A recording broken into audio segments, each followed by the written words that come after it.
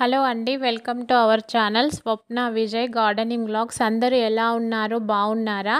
నేను ఈరోజు ఈ వీడియోలో మందార పూల మొక్క గురించి నాకు తెలిసిన ఇన్ఫర్మేషన్, అంటే పూలు బాగా పూయడానికి టిప్స్, తర్వాత మిల్లీ బగ్స్ నుంచి, తర్వాత అఫిడ్స్ నుంచి మొక్కని ఏ విధంగా కాపాడుకోవాలి అనేది, నెక్స్ట్ ఏం ఏం పెస్టిసైడ్ ఆర్గానిక్గా ఏం పెస్టిసైడ్ స్ప్రే చేయాలి అనేది నాకు తెలిసిన ఇన్ఫర్మేషన్ అయితే, అలాగే పువ్వులు పూయడానికి ఏం ఫెర్టిలైజర్ ఇవ్వాలి మొక్కలకు అనేది నాకు తెలిసిన ఇన్ఫర్మేషన్ అయితే ఈ వీడియోలో షేర్ చేసుకుంటానండి. నేను చెప్పే ఇన్ఫర్మేషన్ మీకు యూజ్ అవుతుంది, నచ్చుతుంది అనుకుంటే ప్లీజ్ లైక్ చేయడం మర్చిపోవద్దు. ఫస్ట్ నేను మొక్కలకి ఏమి ఇస్తాను పూలు బాగా పూయడానికి అనేది చెప్తానండి. ఫస్ట్ వచ్చేసి మనం కిచెన్ నుండి కలెక్ట్ చేసుకున్నది ఏదైనా పర్వాలేదండి. అది నేనైతే ఇక్కడ బీట్రూట్ మరియు సోరకాయ పీల్స్ అయితే తీసుకుంటున్నాను. అదేవిధంగా మనకు రెగ్యులర్గా రోజు ఆనియన్ పీల్ వస్తూనే ఉంటుంది కిచెన్ నుండి. దాన్నంతా కలెక్ట్ చేసి పెట్టుకొని వీక్కి ఒకసారైనా 15 డేస్కి ఒకసారైనా మనము ఇవ్వచ్చు. ఇదే కాకోకుండా బీట్రూట్, క్యారెట్ను పీల్ చేసినప్పుడు వచ్చే క్యారెట్ పీల్ కానీ అలా మనకు ఏవి దొరికితే అవి మనము ఇచ్చుకోవచ్చండి. ఇక్కడ నేను వీటిని ఫర్మెంట్ చేయడానికని బియ్యం కడిగిన వాటర్ని అయితే యూజ్ చేస్తున్నాను. నార్మల్ వాటర్ దానికంటే కూడా బియ్యం కడిగిన వాటర్ని యూజ్ చేసినట్లయితే తొందరగా ఫర్మెంట్ అవుతుంది.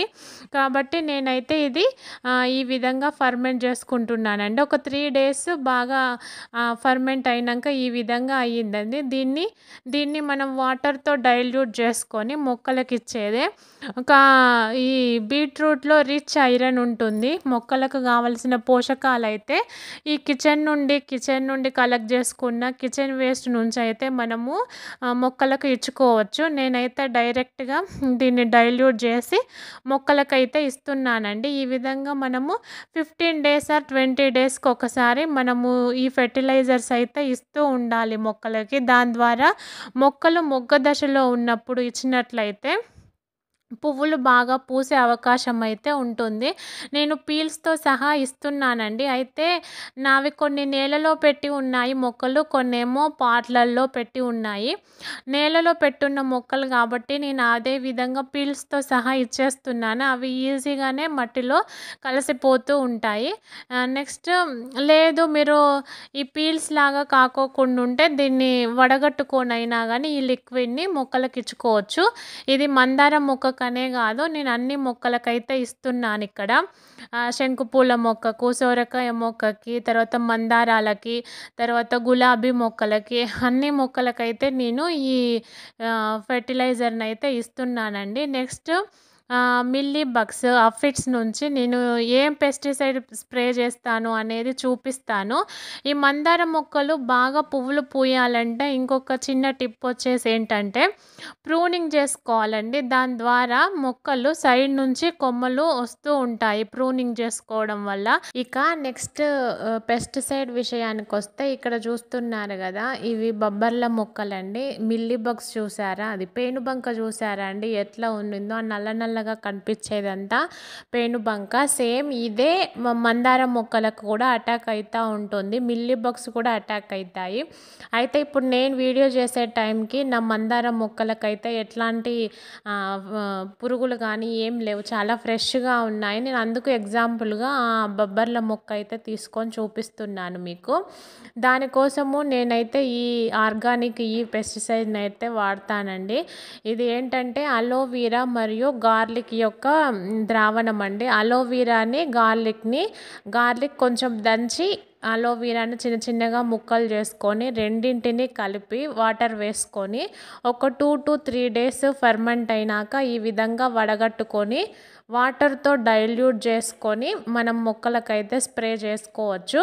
ఈ విధంగా ఆర్గానిక్ది అయితే ఇదండి. లేదు ఆర్గానిక్ది ఎంత స్ప్రే చేసినా పురుగులు పోవడం లేదంటే కెమికల్ కూడా వాడుకోవచ్చండి. నేనైతే పూల మొక్కలకి కెమికల్ సజెస్ట్ చేస్తాను. ఇష్టం ఉన్న వాళ్ళైతే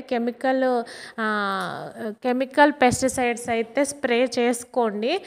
ఏమంటే ఇవి పూల మొక్కలు కాబట్టి చేసుకోవచ్చు. అదే మనం ఆకుకూరలు, వెజిటేబుల్స్, పండ్ల మొక్కలైతే వాటికైతే సజెస్ట్ చెయ్యనండి. అవి మనం తింటాము.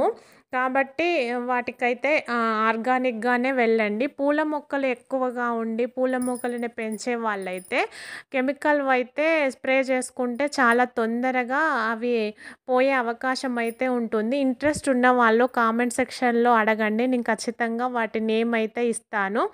ఇలా ఆర్గానిక్‌గా వెళ్ళే వాళ్ళైతే అలోవీరా, గార్లిక్‌దయితే స్ప్రే చేసుకోండి. లేదు ఈ అలోవీరా ప్లేస్‌లో వేపాకు గూడా తీసుకొని మీరు స్ప్రే జేసుకోవచ్చండి. ఈ విధంగానైతే మనము మొక్కలకు, పురుగులకు ఈ ఈ విధంగా స్ప్రే చేస్తూ ఉండడం వల్ల పురుగులైతే కంట్రోల్ అయితూ ఉంటాయి. నెక్స్ట్ ఎండ విషయానికొచ్చేసి మందార మొక్కలకైతే ఎండ ఖచ్చితంగా కావాలండి. నీడలో ఉంటేనైతే మొక్కలు అస్సలు పెరగవు. అవి మొగ్గలుగా రావు. ఎండలో అయితే ఉండాలి. ప్లస్ వర్షం ఇప్పుడు వర్షాకాలం గాబట్టి వర్షం వచ్చినప్పుడు వీలైనంత ఎక్కువగా వర్షంలో పెట్టడానికి వర్షం నీరు గూడా కావాలంటే ఒక బకెట్‌లో స్టోర్ చేసుకొని అవి ఇస్తూ ఉండడానికి ట్రై చేయండి. నార్మల్ వాటర్ కంటే వర్షం పడితే మొక్కలు ఎంతో ఇగురొస్తాయి. ఆ వాటర్ మొక్కలకు చాలా బూస్ట్‌నిస్తాయండి వర్షం నీళ్ళు.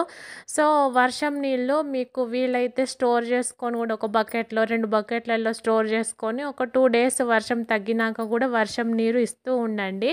దానివల్ల మొక్కలు బాగుంటాయి. నేనైతే ఇక్కడ నుంచి కొంచెము ఫ్లవర్స్ హార్వెస్ట్ ఉందండి.